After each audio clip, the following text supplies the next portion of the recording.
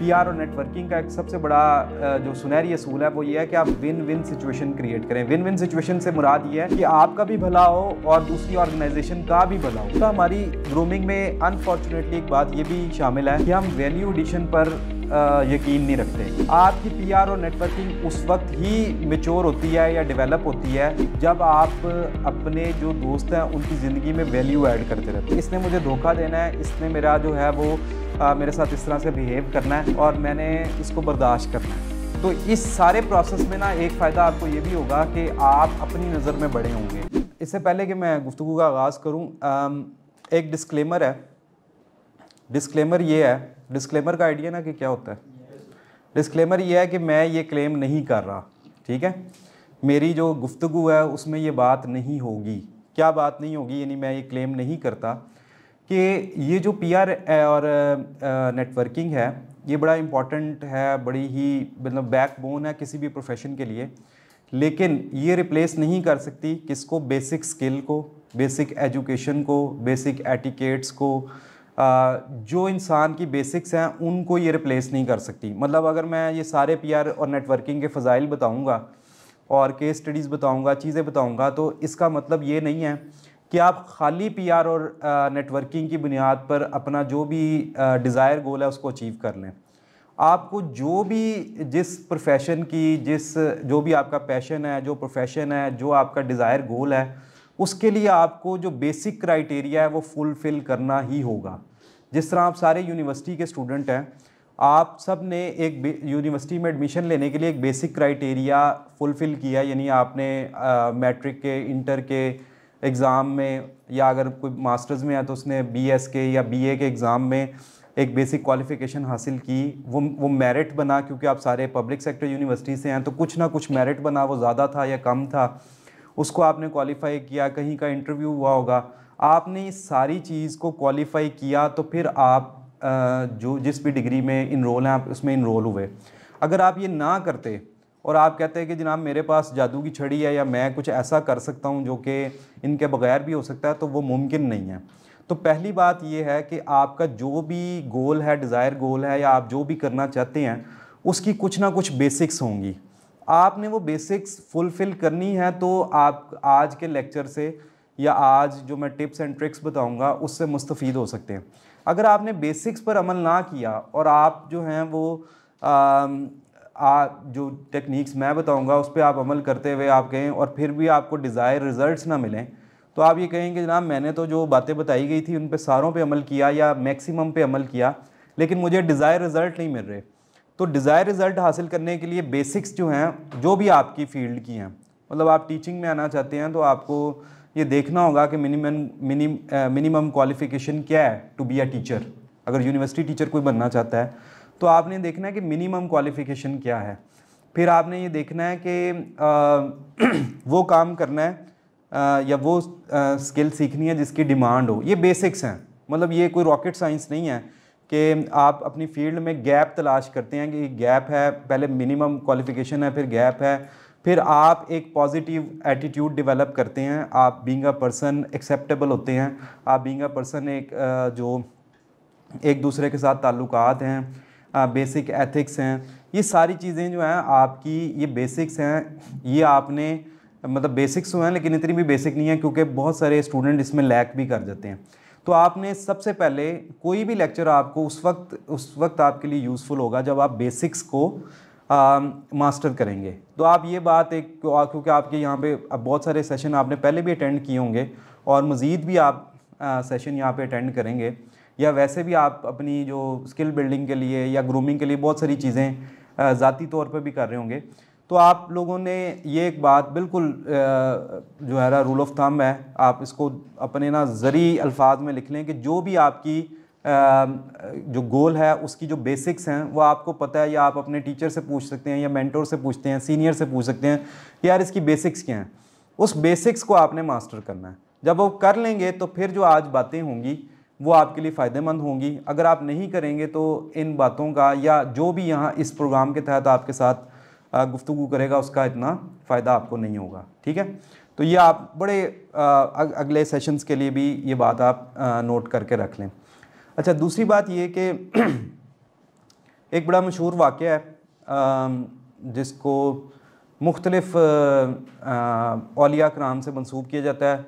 क्योंकि इसकी अथेंटिसिटी इतनी नहीं है तो मैं यानी नाम की कि किस औलिया अल्लाह से ये मंसूब है, तो मैं नाम नहीं लेता, मैं ऐसे ही शुरू करता हूँ कि एक आप सब ने ये वाक़या सुना हुआ है कि एक बुज़ुर्ग के पास एक माँ अपने बच्चे को लेके आई और उसने कहा कि हज़रत इनको जो है ये गुड़ बहुत खाता है, शक्कर बहुत खाता है, तो इसको जो है ना शक्कर से मना करें। तो उन्होंने कहा कि कल आना, कल मैं मना करूँगी। सारों को ये वाक़या पता है। आगे क्या हुआ? हाँ, तो उन्होंने पूछा कल जब आए तो उन्होंने कहा बेटा शक्कर ना खाया करो। तो उन्होंने कहा कि ये बात आप कल भी कह सकते थे। तो उन्होंने कहा कि कल मैंने इसलिए नहीं की कि कल मैं ख़ुद जो है वो कर रहा था, मैं ख़ुद खा रहा था शक्कर या ख़ुद। तो बात हमें इससे बेसिक क्या पता लगी कि अल्फाज में तासीर उस वक्त होती है जब आप ख़ुद वो काम ना कर रहे हों या जो कह रहे हैं उसको प्रैक्टिस व्हाट यू प्रीच। तो मैं ये जो आज का लेक्चर है इसको मैंने सारी ज़िंदगी प्रैक्टिस किया है, तो इसलिए मैं पर्सनल केस स्टडी से आप बात का आगाज़ करूँगा कि ये जो आज का टॉपिक है इसने मेरी ज़िंदगी में क्या तब्दीलियाँ लेके आई या मेरा जो है वो क्या इसमें रोल है। अच्छा, सबसे पहले जब मैं अपनी क्लास में भी पढ़ा रहा होता हूँ तो मैं ये कहता हूँ कि जो आपके इस वक्त साथ बैठा हुआ है आपका क्लास फेलो, ये आपका सबसे बड़ा एसेट है। लेकिन हम अपनी इमेच्योरिटी और जो हमारी ग्रूमिंग है, जो घरों में भी हमें सिखाया जाता है कि आपने कंपटीशन करना है, हमें ये नहीं सिखाया जाता कि कोलैबोरेशन करना है। आप अपने जो पहला कंपटीशन आपका आपके कज़न्स के साथ होता है या आपके हमसाए हैं उनके साथ होता है, तो आपको घर वाले ये बताते हैं पेरेंट्स, चाहे वो एक गुड विल में या अपनी तरफ से वो ठीक ही कर रहे हों कि तुम्हारे फुप्पो के बेटे ने इतने नंबर लिए हैं या फुप्पो के बेटी ने इतने नंबर लिए हैं तो तुम्हारे से ज़्यादा आने चाहिए, ठीक है। और फिर आपको जो है आप टीवी भी देख रहे हो तो उसका ताना है, आप मोबाइल देख रहे हो तो उसका ताना है, वो देखो ना तुम्हारा मामू का लड़का डॉक्टर बन गया और तुम जो है फ़लाँ डिग्री में आ रहे हो, ये क्या बात हुई, ठीक है, या तुम इतने लायक नहीं तुमने। तो ये जो पहली गलती हम करते हैं, जो हमारे पेरेंट्स करते हैं, जब आप पेरेंट्स बनेंगे तो ये गलती ना कीजिएगा कि अपने बच्चों को कभी कंपैरिजन में ना डालें, क्योंकि जब वो कंपैरिजन में डालेंगे तो फिर वो हर चीज़ पे कंपैरिजन करेंगे। वो ये भी कंपेयर करेंगे कि उसके पास इतने अच्छे कपड़े हैं, उसके पास इतने अच्छे गैजेट्स हैं, उसके पास इतना अच्छा घर है, इतनी अच्छी गाड़ी है। वो सारी ज़िंदगी हमारी अनफॉर्चुनेटली तमाम लोगों की या मोस्ट ऑफ आज की ग्रूमिंग ऐसे है कि हमें बचपन से कंपैरिजन सिखाया गया है कि तुमने कंपेयर करना है और कम्पीट करना है। हमें ये नहीं सिखाया गया कि कोलैबोरेट कैसे करना है। हमारे पेरेंट्स को ये बात नहीं पता थी या किसी ने बताई नहीं या उनको एहसास नहीं हुआ कि आप कंपेयर या कम्पीट की बजाय इनको कोलैबोरेट करने की जो है वो आदत डालें कि यार अगर वो कोई अच्छा काम कर रहा है तो तुम उसके साथ कोलैबोरेट कर लो, या तुम अच्छा काम कर रहे हो तो कोई वीक है तो उसको कोलैबोरेशन में ले आओ। तो ये पहली जो चीज़ है वो ये है कि हम अपने बच्चों को कंपटीशन में डाल दें। वो कंपटीशन हम सारी ज़िंदगी हमारे साथ चलता है और हम ये कंपटीशन को आगे जो है वो अपनी नस्लों में ट्रांसफ़र करते हैं और कहते हैं कि मैंने जो है ना वो अपने फर्स्ट कज़न से, अपने फुप्पो के, ताए के, चाचे के लड़के से सबसे ज़्यादा नंबर लिए थे, तुम मेरे बेटे हो तो तुम उसके बेटे से ज़्यादा नंबर लो, ठीक है। तो ये जो कंपटीशन, जिस तरह वो दुश्मनियाँ नस्ल दर नस्ल चलती हैं, कंपटीशन भी सम हाउ नस्ल दर नस्ल चलता है। और ये तो ये पहला फॉल्स है। अच्छा, हम जब ये क्लास में बैठे होते हैं हम लोग, तो क्लास में बैठे हुए भी हम ये हरकत करते हैं कि हम जो अपना क्लास फेलो होता है उससे कम्पीट कर रहे होते हैं और हम ये कह रहे होते हैं कि तुम जो है वो क्या कहते हैं, तुमसे मैंने ज़्यादा नंबर लेने हैं। नोट्स शेयर नहीं कर रहे होते, बातें शेयर नहीं कर रहे होते। असाइनमेंट्स होती है, वो बच्चा होता है ना, वो 4 वाला बच्चा जो उसे पता होता है कि यार वो असाइनमेंट जमा किसी को नहीं बताता, खुद करके आ जाता है। वो कहता है कि यही तो दिन है जिस पे मैंने सुरखरू होना है। या तो वो क्या कर रहा होता है कि वो वक्ती तौर पर, और वो जहर लग रहा होता है सारे। जब टीचर ये कहता है कि आज असाइनमेंट या क्विज है तो वो कहता है जी सर तैयार है। जब वो कहता है असाइनमेंट बना के लाए, जी सर बनाई हुई है। तो वो बच्चा या बच्ची जो है वो क्या होता है कि वो इस चक्कर में अपने दोस्त खो रहा होता है कि वो, और फिर जब वो पास आउट होता है तो उसका कोई दोस्त नहीं होता, उसका GPA 4 होता है, उसका दोस्त कोई भी नहीं होता। और मैंने क्योंकि 2 यूनिवर्सिटियों में पढ़ा, इंजीनियरिंग यूनिवर्सिटी में और पंजाब यूनिवर्सिटी में, बहुत सारी यूनिवर्सिटियों में पढ़ाया। 2005 से मैं अब 2023 तक 18 साल मैं स्टूडेंट और टीचर की सूरत में एक भी दिन यूनिवर्सिटी से बाहर नहीं रहा, यानी मैं यूनिवर्सिटी में ही रहा हूँ।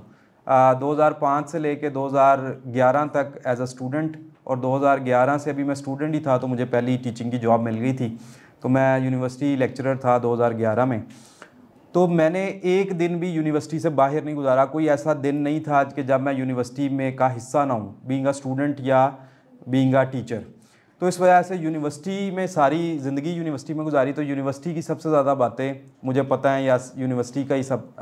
तो ये जो बच्चे होते हैं जो 4 GPA लेते हैं, 3.8 3.9 लेते हैं, मैंने ये देखा है कि 90% ये जो होते हैं ये पर्सनल या सोशल स्किल में लैक करते हैं। इनका जो काबा और किबला होता है वो टीचर होता है, और वो पढ़ना होता है रट्टे होते हैं। वो क्या करता है कि टीचर को किबला और काबा बना के अपना 3.9 या 4 GPA, और इसी चक्कर में अपने दोस्तों को बहुत, मैं सारों को नहीं कह रहा, मोस्ट ऑफ द हैं, कोई यहाँ 4 GPA वाला बैठा अपने आप को वो ना समझ रहा हो यार क्यों है मेरा 4 या 3.9 वाला। ज़्यादातर, मतलब सारे नहीं, ज़्यादातर बच्चे क्या कर रहे होते हैं कि वो इस चक्कर में दोस्त खो रहे होते हैं। तो सबसे पहला जो आज का आपके लिए टिप है वो ये है कि ये जो आपके साथ आपके क्लास में बैठा हुआ है ना, ये आपका क्या है, ये सोशल एसेट है, और इसने आपके सबसे ज़्यादा काम आना है।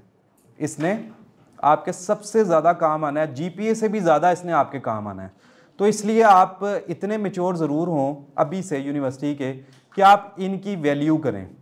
ग्रुप, एक तो हमारे ये भी बड़ा कल्चर है, यूनिवर्सिटी कल्चर ज़्यादा मेरा ख्याल है इसमें डिस्कस हो जाएगा सेशन में, कि यूनिवर्सिटी में एक बुरा या अच्छा कल्चर है कि हम ग्रुप बना लेते हैं। वो ग्रुप नहीं होता असल में, वो मुल्क होता है, उसकी अपनी खारजा पॉलिसी होती है, ठीक है ना, उसकी दाखिला पॉलिसी होती है। उसमें ये होता है कि नहीं वो बंदा ग्रुप में नहीं आ सकता, ठीक है, या फलाने ग्रुप से हमारे ताल्लुकात की जो डिटर्मिनेंट्स हैं वो ये हैं कि अगर वो इस तरह से करेंगे तो वो ग्रुप के साथ हमारा होगा। तो ये ग्रुप नहीं होता, ये मुल्क हो जाता है। मुल्क की फिर दाखिला पॉलिसी होती है, खारजा पॉलिसी होती है, फॉरेन पॉलिसी के फिर वो डिटर्मिनेंट्स होते हैं कि क्या होगा तो किस तरह से होगा, तो किस तरह से चलेंगे। और तो ये जो है ना, पहले लेवल पर आप तमाम दोस्त अपने जो क्लास फेलोज़ हैं उनके साथ एक मिनिमम अच्छा ताल्लुक़ आपको रखना है। पहली टिप ये है, ठीक है। फिर दूसरी टिप ये है कि ग्रुप बहुत अच्छे हैं। ग्रुप इसलिए टीचर्स बनाते थे या बनाए जाते थे कि आप 3-4 लोग मिलके एक असाइनमेंट कर लें। जिस तरह मैंने कहा कि ज़्यादा यूनिवर्सिटी कल्चर पे बात शुरू हो जाएगी, तो वो आपको पता ही है कि ग्रुप की डायनामिक्स क्या होती हैं, कि ग्रुप में एक बच्चा जो है वो काम करने वाला होता है, एक जो है वो प्रिंट आउट निकलवाने आता है कि प्रिंट आउट के पैसे मैं दूंगा, ठीक है, या बाइंडिंग मैं करवाऊंगा। एक बच्चे के पास गाड़ी होती है तो वो फैसिलिटेटर होता है। हर ग्रुप की डायनामिक्स इस तरह, उसमें 4 बंदों में सिर्फ एक बंदा काम कर रहा होता है, और एक बंदा जो है वो मेरी तरह सबसे अच्छे पेंट कोट पहन के टाई शे लगा के सामने प्रेजेंटेशन देने आता है, और टीचर सबसे ज़्यादा मार्क्स उसको दे देती हैं, हालांकि उसने काम नहीं किया होता, ठीक है, और वो उछल के जो है प्रेजेंटेशन दे रहा होता है, और जिसने काम किया होता है उसको अंदर अंदर गुस्सा आ रहा होता है, क्योंकि टीचर की ज़्यादा तवज्जो का मरकज़ वो बन जाता है, और मार्क्स भी या बराबर आ जाते हैं उसके या ज़्यादा आ जाते हैं। अच्छा, तो ग्रुप डायनेमिक्स में आप क्या करते हैं कि ग्रुप्स में इतने ज़्यादा आप लॉयल हो जाते हैं कि आप वो जिस तरह आप ना खारजा पॉलिसी का हिस्सा नहीं होता कि आप दूसरों को फैसिलिटेट करें। तो इस तरह से आप अपना एक इंतहाई अहम जो सोशल कैपिटल है उसको लॉस कर देते हैं, उसको आप खो देते हैं। अच्छा, अब होता क्या है, अब हम भी इसी से प्रोसेस से गुजर के आए हैं। अब क्या है कि जो ग्रुप में हमारे कुछ ऐसे लोग थे या ऐसे कुछ स्टूडेंट थे, वो वीक स्टूडेंट होते हैं, या जिनकी वो जिस तरह हमारा क्या कहते हैं ये सोसाइटी क्लासेस में डिवाइड नहीं है, क्लास भी क्लासेस में डिवाइडेड होती है। एक होती है एलीट क्लास, वो किसी पढ़ने के लिहाज से हो सकती है, पैसे के लिहाज से हो सकती है। एक होती है मिडिल क्लास, एक होती है लोअर मिडिल क्लास। इस तरह आप क्लासेस में डिवाइड होते हैं, और वो उसी क्लासेस के हिसाब से उनसे रवैया बरता जाता है। तो होता है ये कि अब हुआ क्या हमारे साथ, जो वारदात हुई जो आपके साथ नहीं होनी चाहिए या आप इससे बच जाएं, वो ये था कि जिनको हम लोअर मिडल या लोअर वो समझते थे ना, वो सारे अच्छी सरकारी नौकरियों पर लग गए हैं, अफसर बन गए हैं हमारे क्लास फेलो। क्योंकि हम मीडिया में है तो वो कोई जो हमारे जब सबसे वो कहते हैं ना, जो स्लैंग वर्ड है, कान टूटा जो लड़का था, वो अब एक जो है वो बहुत बड़े चैनल का ब्यूरो चीफ बन गया। अब हम जो है वो उसको कोई काम कहते हुए हमें बड़ी शर्मिंदगी होती है, क्योंकि हमने उसको क्लास में मुंह नहीं लगाया होता, क्योंकि अब वो बड़ा आदमी बन गया है, तो उसको भी पता है कि यार ये बंदा तो क्लास में मुझे मुंह नहीं लगाता था, और अब काम है तो कैसे भाई भाई कर रहा है। ठीक है, तो ये क्या है कि अखलाकी तौर पर भी हमें ये सूट नहीं करता। हमारा जो रिलीजन है और हमारी जो सोसाइटल वैल्यूज़ हैं वो भी हमें ये प्रीच करती हैं कि आप क्लास में तमाम लोगों के साथ, ये नहीं मैं कहता दोस्ती सारों के साथ नहीं हो सकती, दोस्ती आपकी उनके साथ ही होनी है जिनकी आपके साथ है। मतलब वो फिर एक और एक्सपीरियंस ये है कि जिस तरह आप क्लास में आते हैं तो ज़्यादातर लोग 90% लोग एक दूसरे को नहीं जानते होते, लेकिन जब क्लास ख़त्म होती है तो एक जैसे लोगों की ग्रुप हो चुका होता है, एक जैसे इंटरेस्ट रखने वाले, ये पर्सनैलिटी टाइप्स होते हैं। इस पर भी आपका शायद सेशन हुआ हो, डॉक्टर कमर इस पे बात करते हैं बड़ी अच्छी, तो उनके लेक्चर्स भी हैं यूट्यूब पे। तो पर्सनैलिटी टाइप्स होती हैं, हर बंदा अपनी अपनी पर्सनैलिटी टाइप्स के साथ मिल जाता है और वो फिर उस तरह के ग्रुप्स बना लेता है। तो मैं ये नहीं कहता कि आप सारों से जो है वो दोस्ती कर लें, सारों से जाके जो है ना तुम मेरे बेस्ट फ्रेंड हो या तुम मेरी बेस्ट फ्रेंड हो, ऐसा मुमकिन ही नहीं है। बेस्ट फ्रेंड आपके 2 3 4 ही होते हैं, बाकी आपके क्लास फेलोज होते हैं। लेकिन आप ये सोच लें, आप जिस क्लास अपने अपने जहन में सोचें कि क्लास का सबसे फारिग लड़का या फारिग लड़की, मुझे इसको डिटेल में एक्सप्लेन करने की ज़रूरत नहीं है कि फारिग लड़का या फारिग लड़की क्या होता है, उसको आप अपनी जहन में इमेजिन करें और इमेजिन करें कि कल वो जो है डिप्टी कमिश्नर लग गया या असिस्टेंट कमिश्नर लग गया। ठीक है, तो अब आपको उससे बड़ा ज़रूरी काम पड़ गया, तो क्या आप उसको वो काम कह सकेंगे, या आप उसके सामने जाके ये मानेंगे कि तुम बड़े आदमी बन गए हो या तुम बड़ी खातून बन गई हो? नहीं मानेंगे।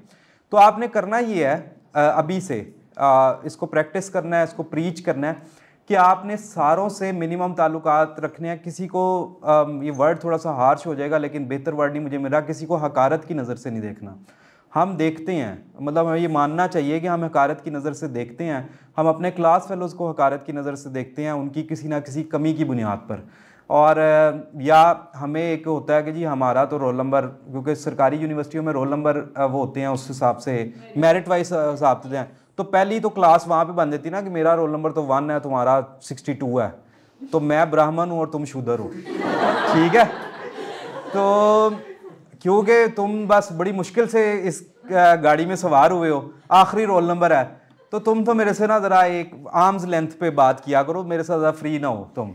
और तुम्हारी ये जरूरत कैसी हुई कि तुमको कि मैं तुम्हारे ग्रुप में आना चाहता हूँ या तुम्हारे ग्रुप में आना चाहती हूँ। तो ये जो है ना, ये अब क्या है कि आपने सबसे पहला आपका जो सोशल एसेट है वो कौन है? आपके क्लास फेलोज़ हैं। और मेरे बहुत अच्छे दोस्त हैं, बड़े अच्छे राइटर हैं, ज़हीर सुलैरी साहब, वो ये बात कहते होते हैं कि दोस्ती सिर्फ वो होती है जिसके साथ आपने कैंटीन पे बैठ के रोटियां खाई हों, दोस्त वही होता है। यानी यहाँ तक अनफॉर्चुनेटली आप जिस स्टेज पे हैं, ज़्यादातर लोग बीएस के बाद आगे तालीम हासिल नहीं करते, प्रोफेशंस में चले जाते हैं। एमएस और जो एमफिल है वो मतलब 20-30% लोग बीएस जिन्होंने किया होता है वो 20 से 30% लोग परसू करते हैं या इससे भी कम। तो आपके पास दोस्तियां करने का ना ये आखिरी चांस है, क्योंकि मेरी जितनी भी दोस्तियां हुई, मेरे क्लास फेलोज़ इधर उधर जितनी भी दोस्तियां हुई, वो दोस्तियां उनके साथ ही होती हैं जिनके साथ आपने अभी जो है ना मोर और लेस एक जैसे हैं सारे के सारे। अभी आपके साथ ना टैग नहीं है, टैग्स हैं लेकिन वो टैग्स ना आपके इतने ज़्यादा पर्सनल नहीं है। किसी के अब्बू बहुत अमीर हैं, किसी के अब्बू बहुत बड़े ओहदे पर हैं, किसी का भाई बहुत है, लेकिन वो अभी आप जो खुद है ना वो आप तकरीबन एक जैसे, आप सारे स्टूडेंट्स हैं। तो आप ना आपके साथ टैग एसोसिएटेड नहीं है, आप किसी के साथ कोई दोस्ती कर रहा है ना, तो इसका मतलब ये है कि उसको आप अच्छे लग रहे हो, या आप किसी के साथ दोस्ती कर रहे हो तो वो आपको अच्छा लग रहा है।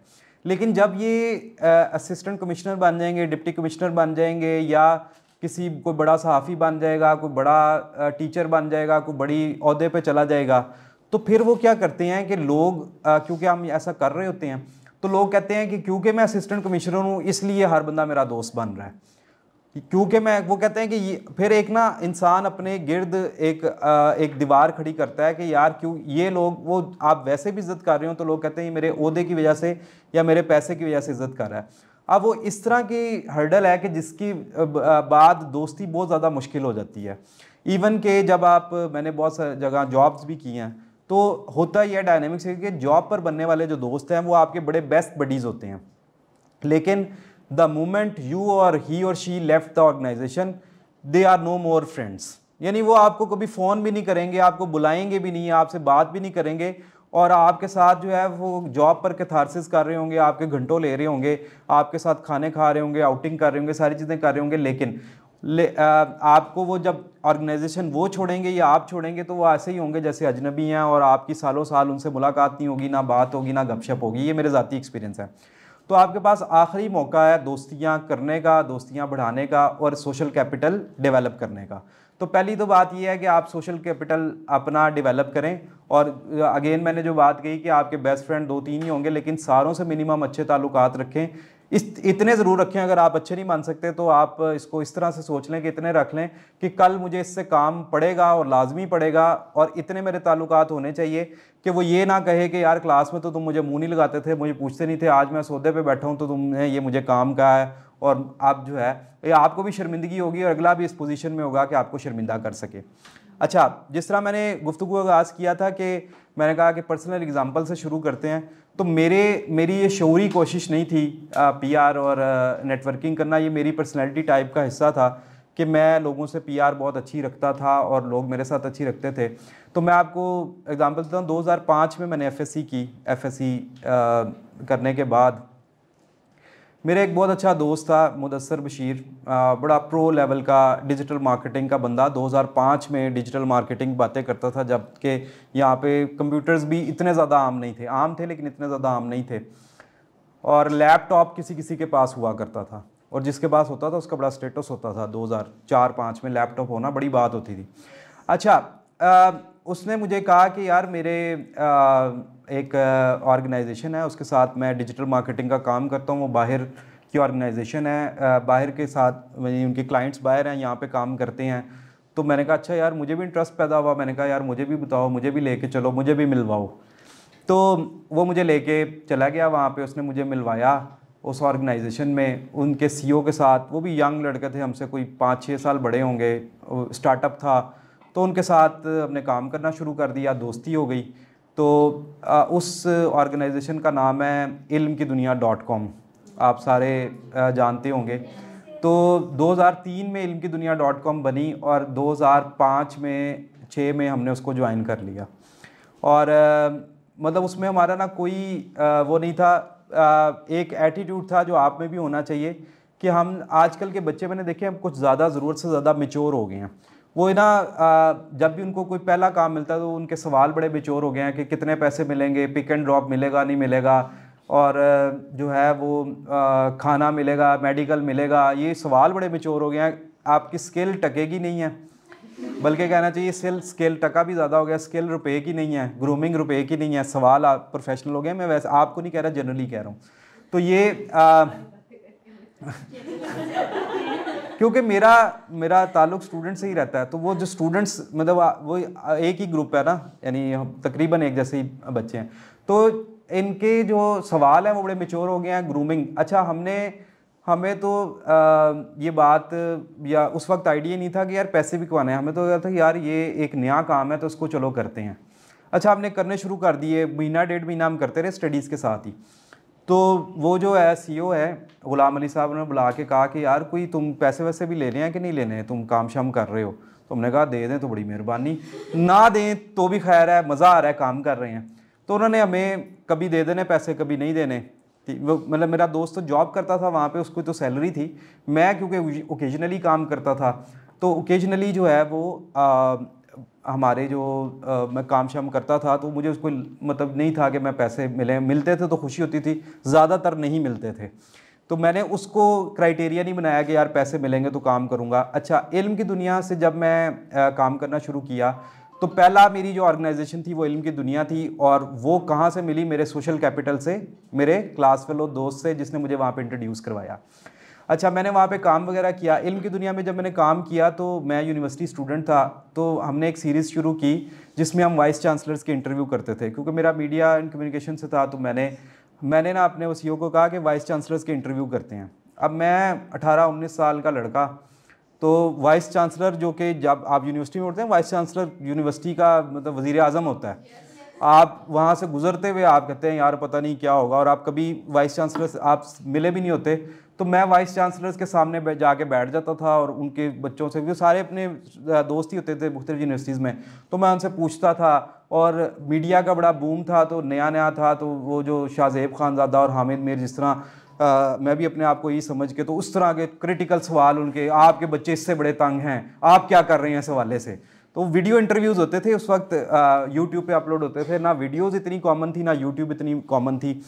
तो वो हम वहाँ पे सवाल करते थे। तो पहला जो मुझे प्रोफेशनल चांस मिला वो किसकी वजह से मिला? मेरे सोशल कैपिटल की वजह से। सोशल कैपिटल क्या है? मेरा दोस्त, उसने मुझे, अच्छा ये भी एक बात है कि जो आपका सोशल कैपिटल ने, आपने फिर फ्लरिश आपने आगे खुद जगह आपने खुद बनानी है, दोस्त आपको सिर्फ इंट्रोड्यूस करवाएगा।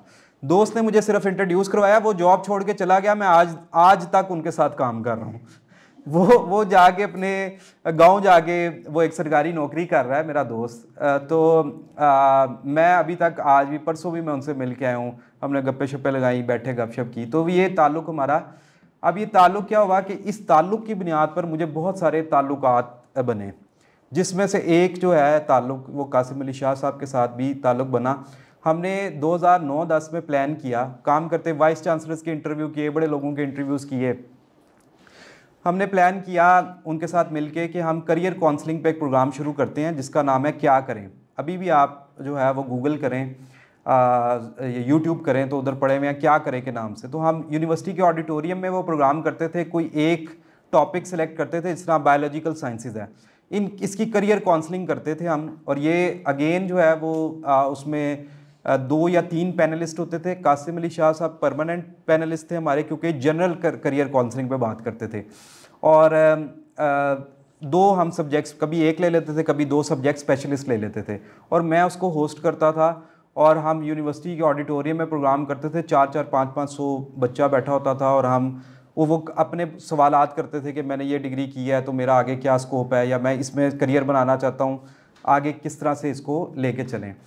तो ये जो ताल्लुक़ मेरा मेरे दोस्त ने बनाया, फिर मैं उसमें उसके साथ मेरा 2009-10 में कासिम अली शाह साहब के साथ ताल्लुक़ बन गया, जो कि आज तक कायम है। और इस तरह से जब आगे हम चलते गए, तो पहली जॉब मेरी हुई मिनहाज यूनिवर्सिटी में। तो उसमें मेरे दोस्त ने मुझे बताया कि मिनहाज यूनिवर्सिटी में जॉब्स आई हुई हैं। तो मैंने कहा ठीक है, मैंने अप्लाई किया। वहाँ पे जो HOD थे वो मेरे कज़न के दोस्त थे। तो मैंने उनको, अपने कज़न को कहा कि आपके वो दोस्त हैं, तो मैं वहाँ पे इंटरव्यू देने जा रहा हूँ, तो आप मेरी बात कीजिएगा। अल्लाह जानता है उन्होंने बात की है कि नहीं की, मुझे कहा कि की थी, ठीक है। तो वहाँ पे मैं गया, और वहाँ पे जाके जिस तरह मैंने कहा कि आप जब अपनी फ़ील्ड के बेसिक्स जान रहे होते हैं, तो मैं जब जर्नलिज़म की टीचिंग मेरा पैशन था कि मैंने टीचिंग में आना है, तो मैं जब टीचिंग में आ रहा था, तो मैंने गैप तलाश किया कि गैप क्या था। तो हमारा उस वक्त जर्नलिज़म में 2010-11 में एक नया कोर्स डेवलप हुआ था। हमारे टीचर अहमद हमाद साहब, उन्होंने वो डेवलप किया था, ई जर्नलिज़म या ऑनलाइन जर्नलिज़म। तो उसका कोई टीचर नहीं था।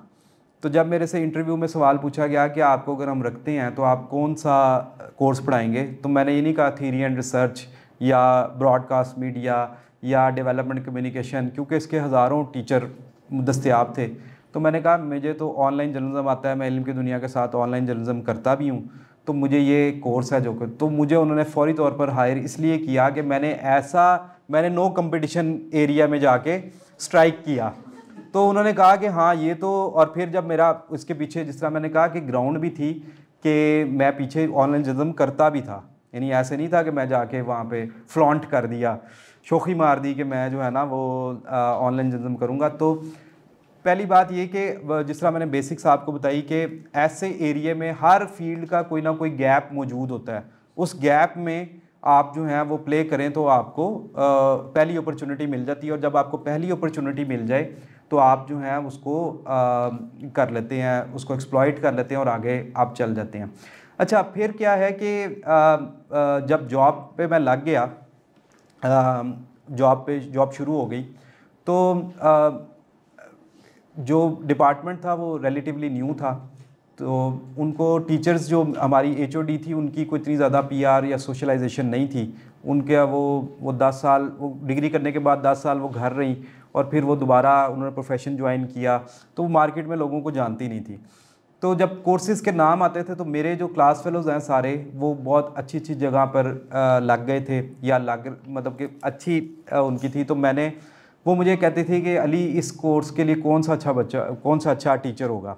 तो मैं उनको बताता था कि फ़लाँ बंदा यही काम कर रहा है। जिस तरह फ़र्ज़ करें अगर डेवलपमेंट कम्युनिकेशन का कोर्स है उसके लिए कोई अच्छा बंदा बताओ, तो मैं बताता था कि मैडम मेरा क्लास फेलो है जो फ़लाँ एनजीओ में, इंटरनेशनल एनजीओ में डेवलपमेंट का ही काम कर रहा है, अगर वो आके पढ़ाएगा तो वो प्रैक्टिकल यहाँ पे बातें बताएगा और हमारी एक अच्छी लिंकिंग डेवलप करेगा, ये करेगा। तो मैं इसी तरह जो है वो मैंने जब अपने पीआर के ज़रिए उनकी ज़रूरत बना अपनी ऑर्गेनाइजेशन की, उन्होंने कहा कि इसकी पीआर अच्छी है, ये हमें हर जो प्रॉब्लम है उसका, जब सेमिनार कोई करवाना होता था वो कहते थे कि ये टॉपिक है, इस पर कोई गेस्ट बताओ। तो क्योंकि मैं बहुत सारे लोगों के साथ कनेक्टेड था तो मैं कहता था कि ये बंदा जो है इसके लिए रेलिवेंट है और ये मेरे कहने पे आ भी जाएगा। और आपको पता है कि यूनिवर्सिटीज़ में किसी को कोई पैसे वैसे तो मिलते नहीं हैं, आपने खुद ही पेट्रोल खर्च करके आना होता है, भाषण देना होता है और जाना होता है। ज़्यादा से ज़्यादा एक बुके या शील्ड आपको मिल जाती है। तो प्रोफेशनल जो है ना ज़्यादातर इस बात पे इतने खुश नहीं होते क्योंकि अपनी जॉब का टाइम छोड़ के आएँ और आके सिर्फ बुके या शील्ड लेके जो है ना वो चले जाएं अपना प्रोफेशनल टाइम दे के। लेकिन जब आपकी पीआर होती है तो आप क्या करते हैं कि आप के कहने पे लोग आ जाते हैं। अब पीआर आपको जॉब लेने में या प्रोफेशन में इन करने में भी बड़ी इंपॉर्टेंट है और प्रोफेशन में सर्वाइव करने के लिए भी बड़ी इंपॉर्टेंट है। सर्वाइव किस तरह है कि जब आप किसी ऑर्गेनाइजेशन का हिस्सा बन जाते हैं तो उस ऑर्गेनाइजेशन को डिफरेंट ऑर्गेनाइजेशन से काम पड़ते हैं, डिफरेंट ऑर्गेनाइजेशन के साथ कोलैबोरेट करना होता है, डिफरेंट ऑर्गेनाइजेशन से स्पॉन्सर्स लेने होते हैं, डिफरेंट ऑर्गेनाइजेशंस के लोगों को अपने यहाँ बुलाना होता है, अपने लोगों को उनके यहाँ लेके जाना होता है, या आपने बिजनेस डील करवानी होती हैं या आपने कोई ना कोई इस तरह का काम करवाना होता है जिसमें आपकी पर्सनल जो इंगेजमेंट है वो इन्वॉल्व होती है। जब आपके लोग डिफरेंट ऑर्गेनाइजेशन में बैठे हों तो आप उन ऑर्गेनाइजेशन को एक किस्म का बाईपास करके उस बंदे से जाके पूछते हो कि यार ये काम हमारी ऑर्गेनाइजेशन ने करना है, तो मुझे रास्ता बताओ कि तुम्हारी ऑर्गेनाइजेशन इसको हम किस तरह से कहें कि इसको एक्सेप्ट कर लेगी। मेरे पास लातादाद ऐसी एग्जांपल्स हैं कि जब मेरी ऑर्गेनाइजेशन को डिफरेंट ऑर्गेनाइजेशन से काम पड़ा तो मैंने अपने क्लास फेलोज़ को, अपने दोस्त को वहाँ पे अप्रोच किया और उनको कहा कि हमारी जो ऑर्गेनाइजेशन है वो ये करना चाहती है, आप बताएं कि आप किस तरह।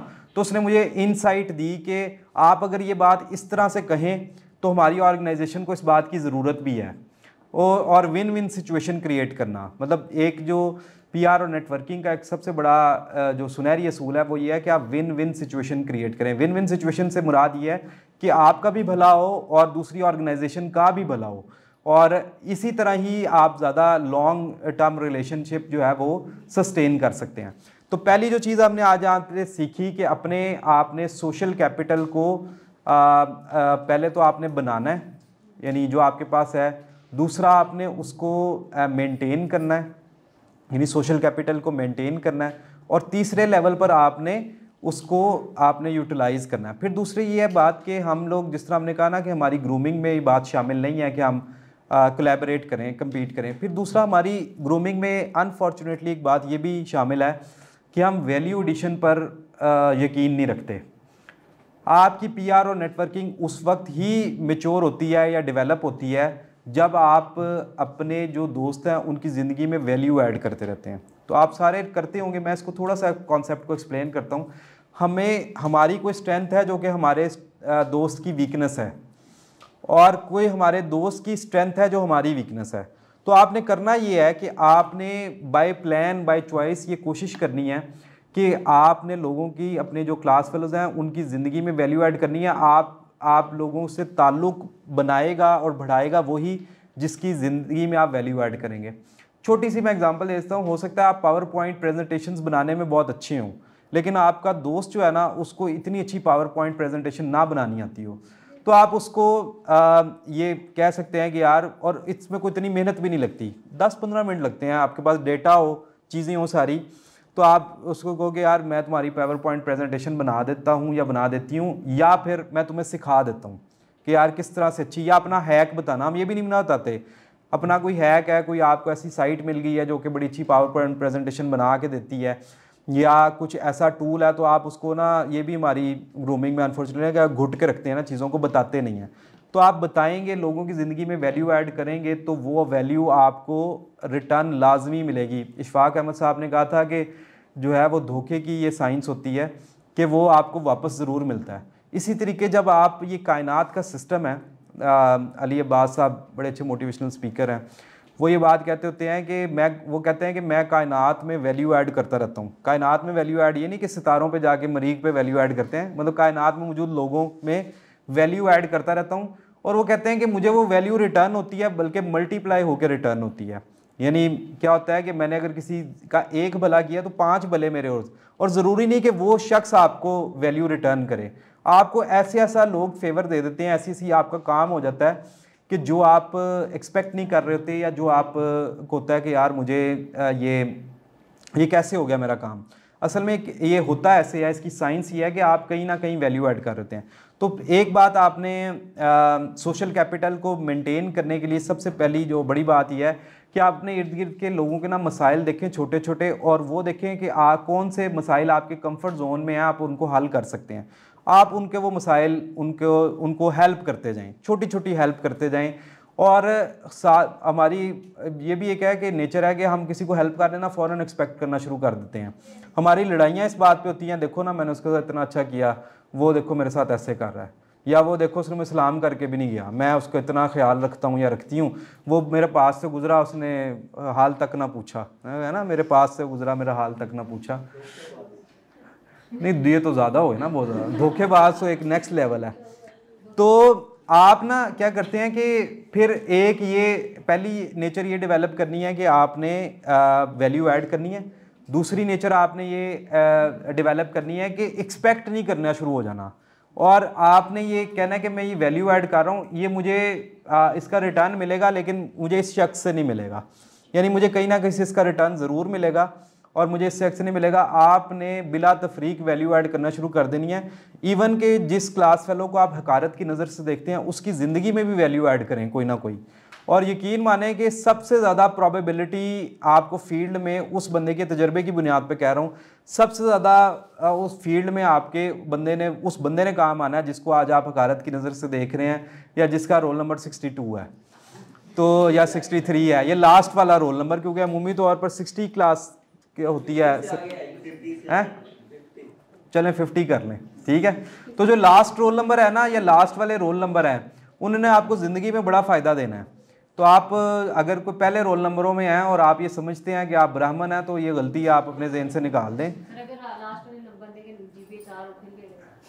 तो वो फिर तो बहुत अच्छी बात है तो फिर वो ये ना समझे कि अब हम ब्राह्मण हो गए हैं।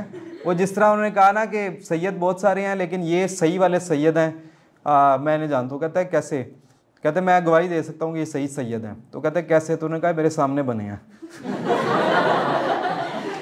तो ये ना हो कि ब्राह्मण आपके सामने बने हो कि यार मेरा रोल नंबर लास्ट था, लेकिन मैंने 4 GPA लेके अब मैं पहले रोल नंबर को शुदर समझता हूँ या समझती हूँ, क्योंकि मेरा रोल नंबर मेरा GPA 4 है।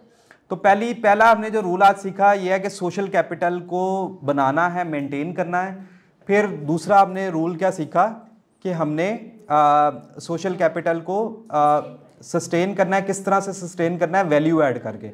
और वैल्यू ऐड में हमारा जो गोल्डन रूल है वो क्या है कि एक्सपेक्ट नहीं करना, क्योंकि जहां आप एक्सपेक्ट करना शुरू हुए ना, वहां पे आप मजीद हर्ट होंगे, क्योंकि इनका डायरेक्ट प्रोपोर्शन है।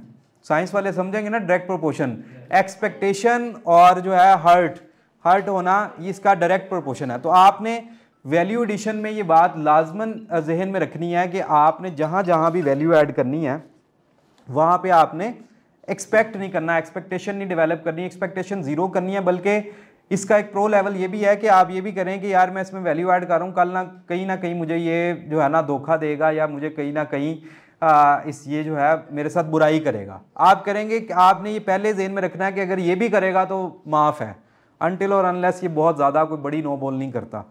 तो फिर मैं इसको रिस्पॉन्ड करूँगा या करूँगी, लेकिन इसने मुझे धोखा देना है, इसने मेरा जो है वो मेरे साथ इस तरह से बिहेव करना है और मैंने इसको बर्दाश्त करना है।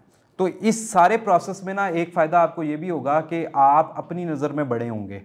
ये एक बड़ा ज़बरदस्त कॉन्सेप्ट है जो जिससे हम लोग, ये नहीं है कि हम, एक तो यह है कि आप पहले आपकी इज़्ज़त मुआशरे में वो करेगा जो अपनी इज़्ज़त खुद करेगा। यानी आपकी एक होती है, एक स्टेटस होता है आपका मुआशरे की नज़र में और एक होता है जो आपकी अपनी नज़र में है। तो आपकी अपनी नज़र में आपका कोई इज़्ज़त व मुकाम होगा तो लोग आपका इज़्ज़त व मुकाम करेंगे, ठीक है। और फिर जब ये इज़्ज़त व मुकाम जो है वो आपकी हरकतों से बढ़ेगा या कम होगा, तो जब आप किसी में वैल्यू ऐड करेंगे तो आप अपनी नज़र में बड़े होंगे, जो कि बड़ा इंपॉर्टेंट है। ज़्यादा इंपॉर्टेंट है कि आप दूसरों की नज़र में कितने बड़े हो रहे हैं। तो आप जब वैल्यू ऐड करेंगे आपकी अपनी इज़्ज़त में, अपनी नज़र में आपका इज़्ज़त व मुकाम बढ़ेगा। और फिर जब आप वैल्यू ऐड करते हुए कोई आपको धोखा देगा या वो आप उस तरह से बिहेव नहीं करेगा और आप उसको दरगुजर करेंगे, आप अपनी नज़र में और बड़े होंगे। अच्छा, अब इतना बड़ा नहीं होना कि नार्सिसिस्ट की अप्रोच आ जाए, खुद पसंदी की, कि मैं तो कोई आउट ऑफ द वर्ल्ड हूँ या मैं कुछ इस तरह से हूँ।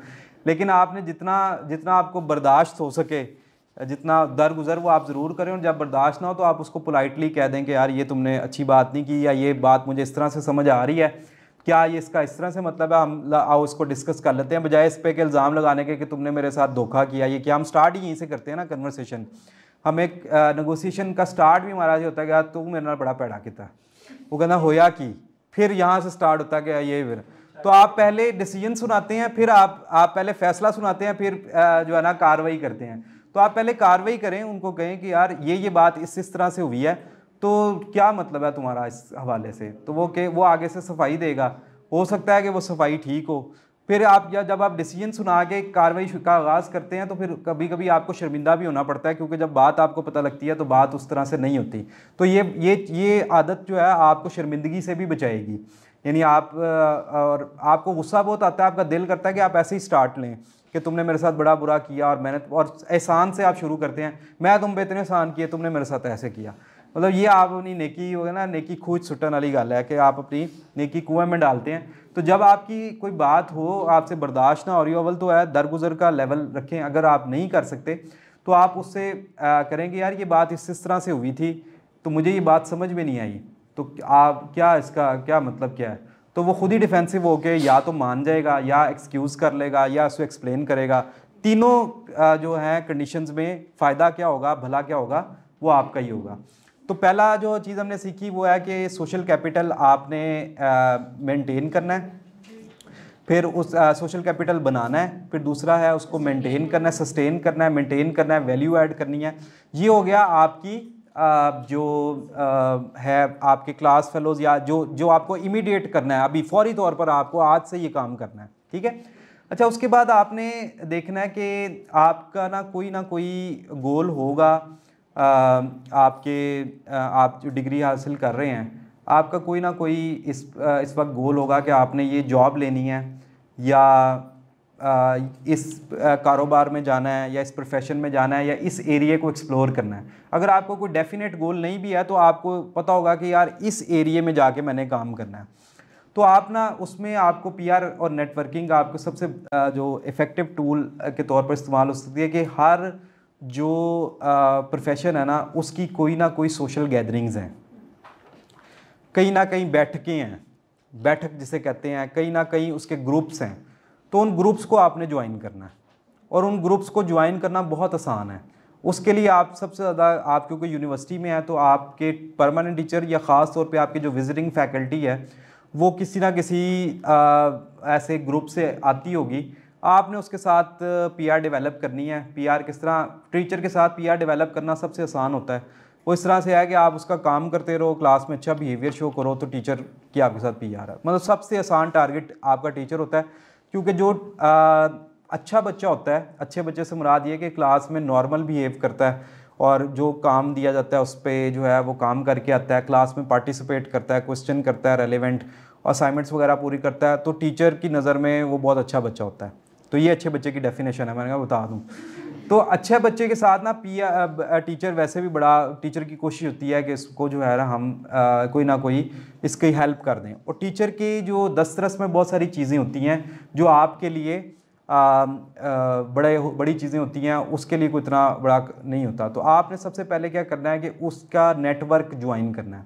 नेटवर्क क्या है? अगर फ़र्ज़ करें एक सहाफ़ी है और आप सहाफ़ी बनना चाहते हैं, तो आप सहाफ़ी जो टीचर आ रहा है या जो भी आप अपने परमानेंट टीचर से कह सकते हैं कि मुझे किसी सहाफ़ी के पास रेफ़र करें, मैं उनसे कोई बात करना चाहता हूँ।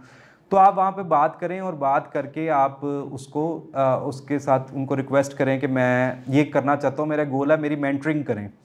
तो मेंटोरिंग करना बहुत सारे लोगों को पसंद होता है, यानी लोग चाहते हैं कि यूथ की मेंटोरिंग करें।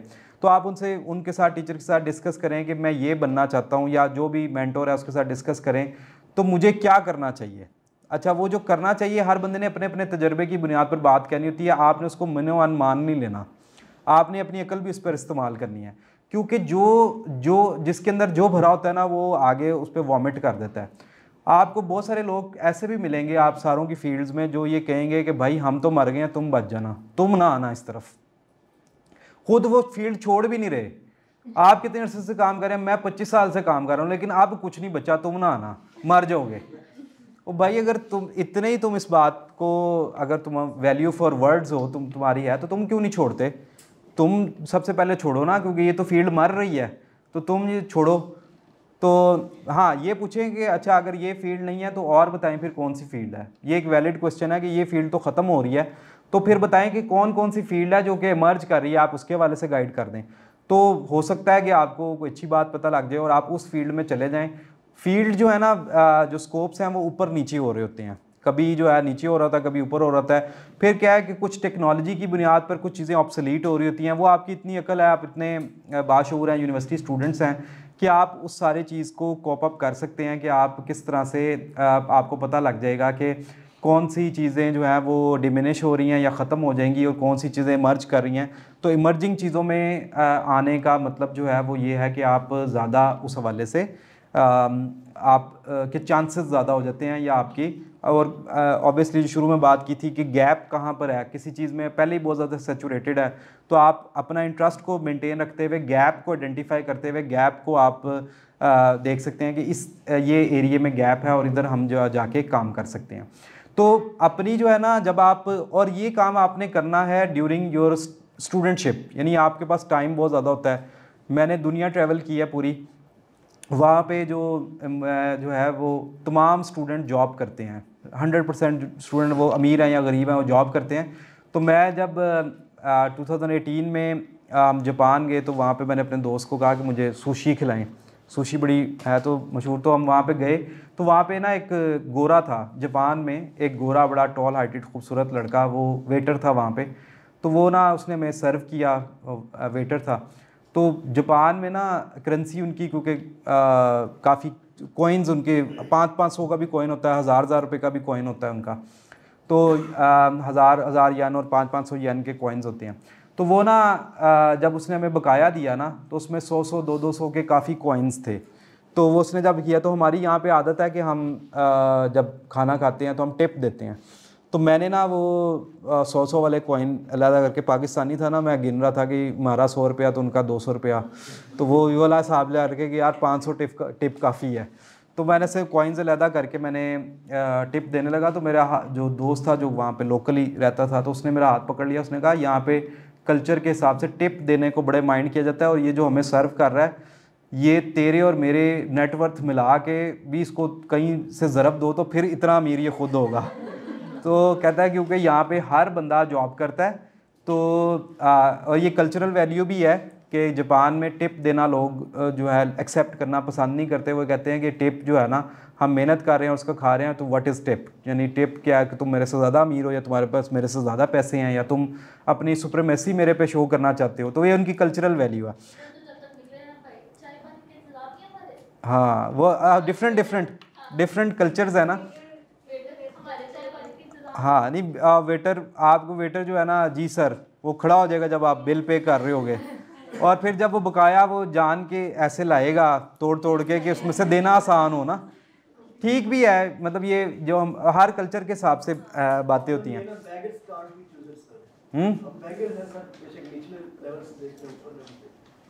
अगर हम उनकी सतह पे देखें तो वहाँ भी कशकोल है और कहीं पे खिलाए जा रहे हैं।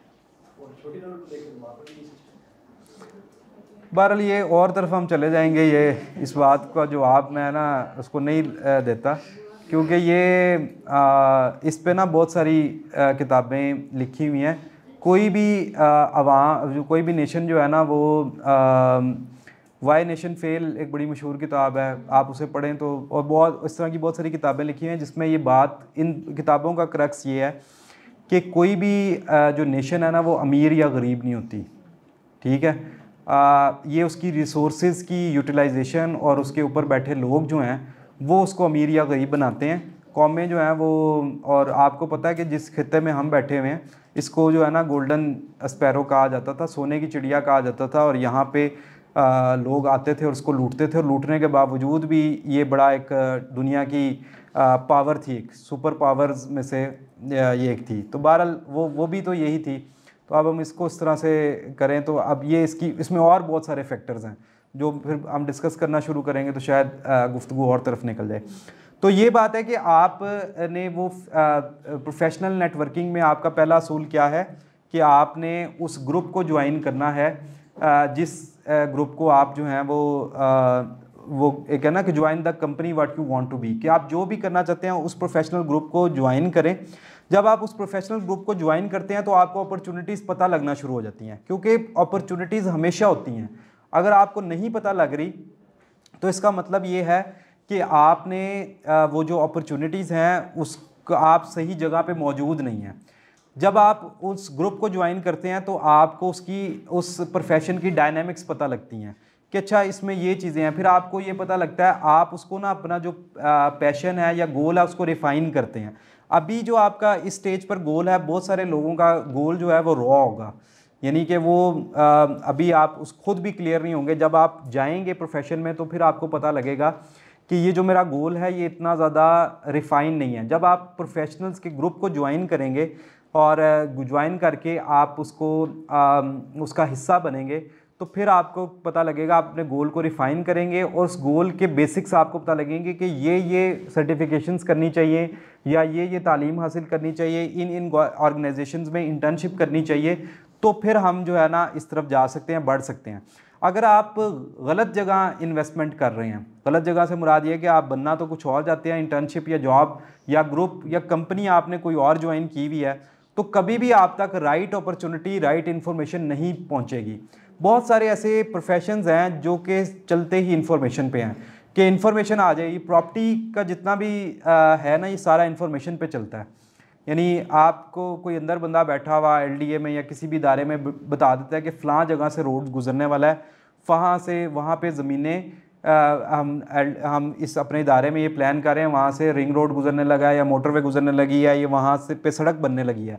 तो इसकी इर्द गिर्द की जो ज़मीनें होती हैं वो उसकी वैल्यू 10 टाइम्स हो जाती है।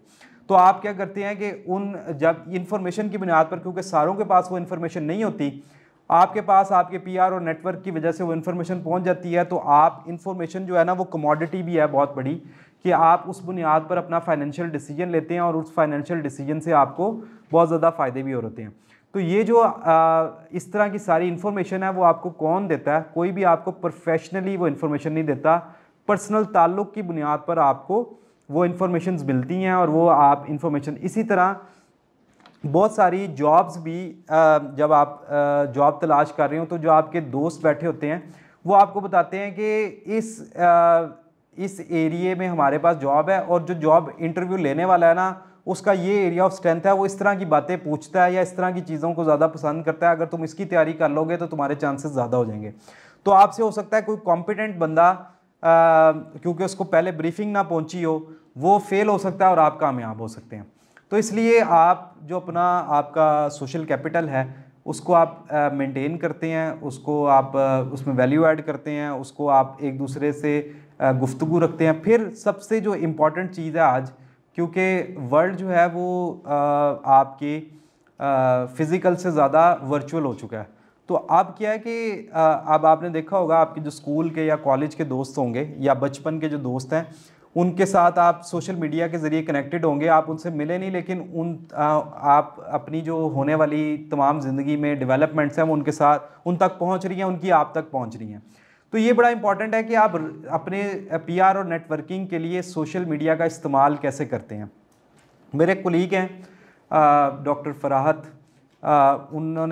उनका रिसर्च में बहुत इंटरेस्ट है, तो उन्होंने दुनिया के मुख्तलिफ जो रिसर्चर्स हैं बड़े बड़े, उनके यूट्यूब चैनल देखते थे, उनकी वीडियोस देखते थे, तो उन्होंने उनमें से काफ़ी जो लोगों हैं से उनसे रब्ता किया और उसमें से बहुत सारे लोगों ने उनको रिस्पॉन्ड किया। और जब उन्होंने बताया कि जो आपकी ये वीडियोस है उसमें मैंने ये 4 बातें, 3 तो मुझे समझ आ गई, इसका मुझे नहीं पता लग रहा, तो उन्होंने रिस्पांस दिया कि इसमें हम ये कहना चाह रहे हैं। उसने फिर थैंक यू कहा, फिर कोई और वीडियो देखी, कोई और सवाल पूछा, वो इस तरह का बन गया कि वो उनका ताल्लुक़ जो है वो ईमेल से निकल के फ़ोन पर आ गया, फ़ोन से निकल के स्काइप पे आ गया, स्काइप से फिर उन्हें इनवाइट किया कि आप अमेरिका आएँ, फ़लाँ कॉन्फ्रेंस पे मैं आपको एक्सेप्टेंस देता हूँ और आपको विलिंगनेस शो करता हूँ, और इस तरह से आपको आपकी जो है वो इस तरह से ताल्लुक़ बने।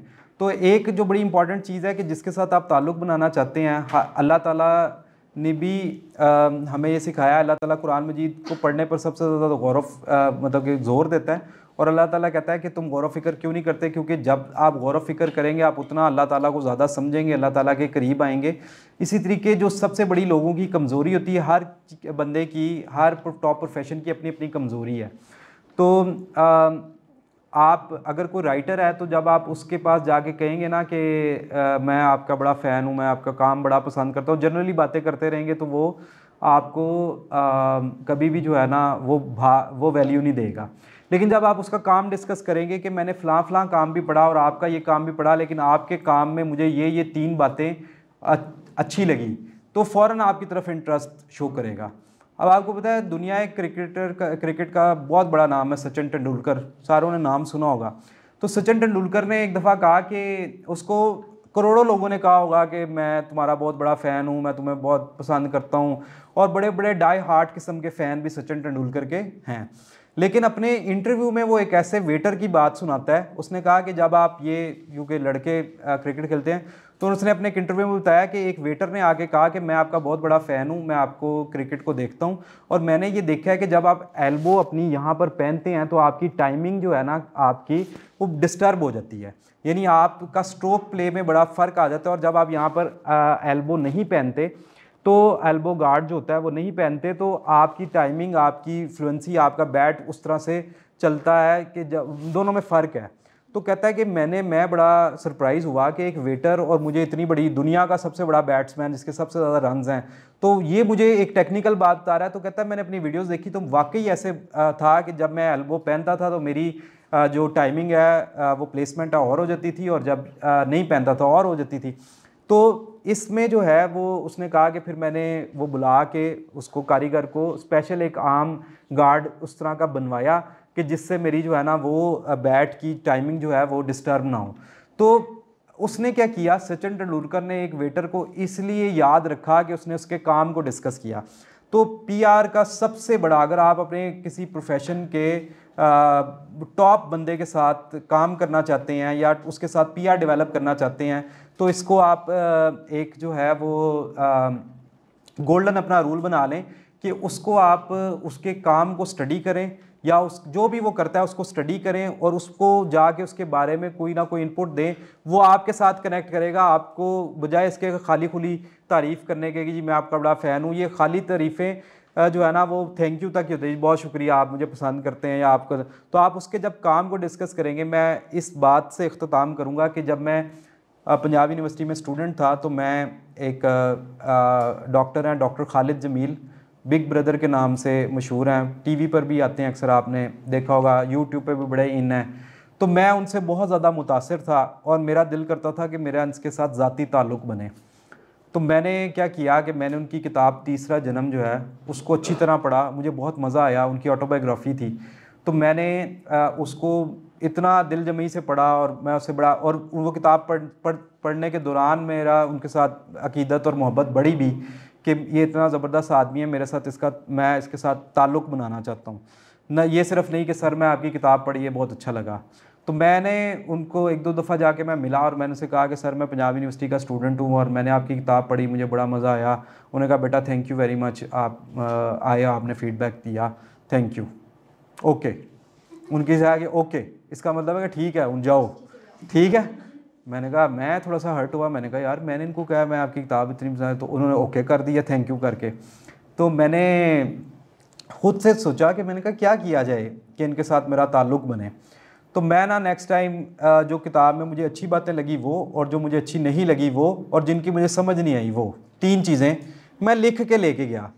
और मैंने कहा सर वो मैं आया था आपकी किताब, हाँ हाँ यार मैं थोड़ा सा बिज़ी हूँ, तो ना आप थैंक यू यार, वो मैं थोड़ा सा बिज़ी हूँ अभी ना। तो मैंने कहा सर आप इजी हो जाएं, मैंने आपकी किताब पढ़ी थी, उसमें मैंने ना 3 चीज़ें डिस्कस करनी है। एक तो जो मुझे अच्छी लगी हैं वो मैं लिख के लाया हूँ, एक जो मुझे नहीं समझ आई है कि ये क्या है, और जो मुझे अच्छी नहीं लगी वो, और एक कि जो है ना मैंने डिस्कस करनी है, समझ ही नहीं आई।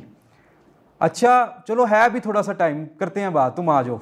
अच्छा आ गए, 2 घंटे मेरे साथ बैठे रहे, और मैं क्योंकि उस पर लेके गया था, मैंने कहा सर ये बातें मुझे अच्छी लगी हैं।